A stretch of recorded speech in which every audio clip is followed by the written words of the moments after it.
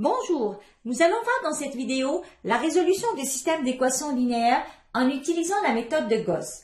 On s'intéresse dans ce cas-là aux systèmes ayant des solutions uniques. Prenons à présent l'exemple suivant. On considère ici une matrice augmentée associée à un système donné. Effectuons quelques opérations élémentaires sur les lignes. À la première opération, la ligne 2 va être remplacée par la ligne 2 moins la ligne 1. À la deuxième opération, la ligne 3 va être remplacée par la ligne 3 moins la ligne 1. En procédant ainsi, on obtient la matrice suivante.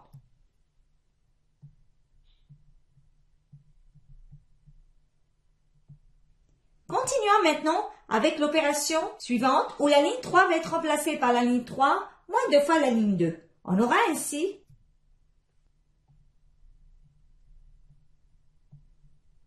on obtient ainsi une matrice ayant 3 pivots, où on a fait apparaître des zéros au-dessous de ces pivots. Ce n'est que la matrice augmentée échelonnée. On vient de voir ensemble qu'au moyen d'opérations élémentaires sur les lignes, on a pu transformer une matrice augmentée en une matrice augmentée échelonnée. Généralisons ceci. Donc, on a la définition suivante. La méthode de Gauss consiste à transformer la matrice augmentée associée à un système d'équations linéaires en une matrice augmentée échelonnée. On s'intéresse maintenant à la résolution de systèmes d'équations linéaires. Pour cela, on a la proposition suivante. Un système d'équations linéaires peut avoir une solution unique, une infinité de solutions, aucune solution. On verra dans cette vidéo des systèmes ayant des solutions uniques. Considérons maintenant un deuxième exemple. L'objectif ici étant de résoudre un système de 3 équations à 3 inconnus. Notons ce système par 1.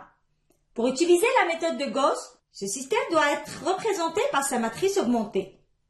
On voit bien que cette matrice augmentée a été considérée à l'exemple 1.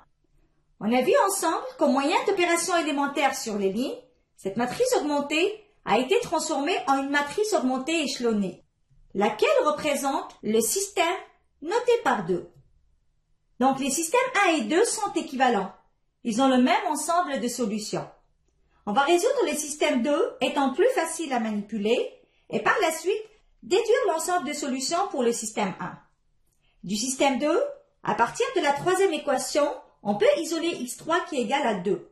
À la deuxième équation, on aura x2 égal à 9 moins 3x3 et à la première équation, on aura x1 qui est égal à 6 moins x2 moins x3.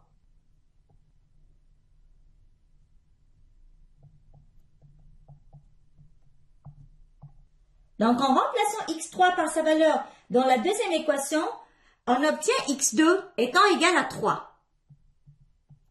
De la même façon, en remplaçant x2 et x3 par leur valeur dans la première équation, on obtient x1 égal à 1. Ainsi, on voit bien que x1, x2, x3 étant égal à 1, 3, 2 est l'unique solution du système 2.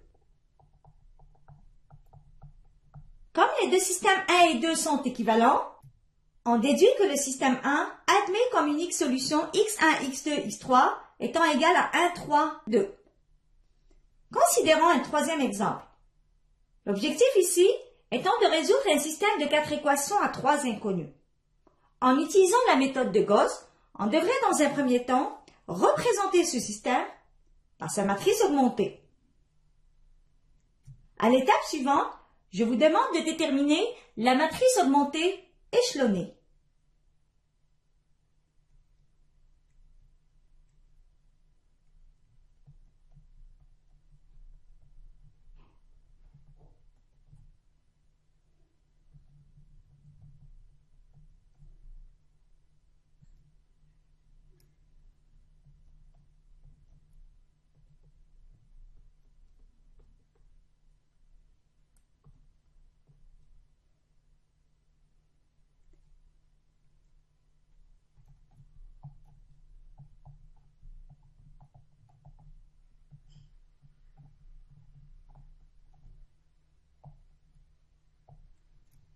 Donc au départ, on avait un système qu'on note par 1.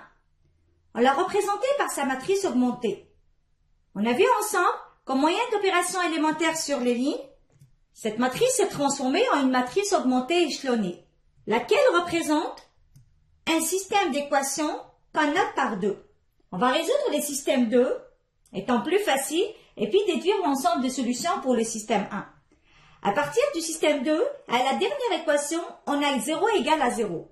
Cette équation est toujours vérifiée. À la troisième équation, on peut isoler x3 qui est égal à 7.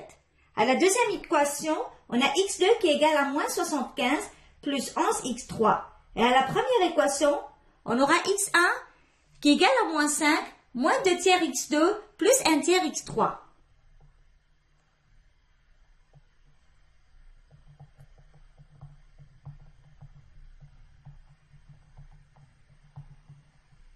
En remplaçant x3 par sa valeur dans la deuxième équation, on obtient x2 étant égal à 2.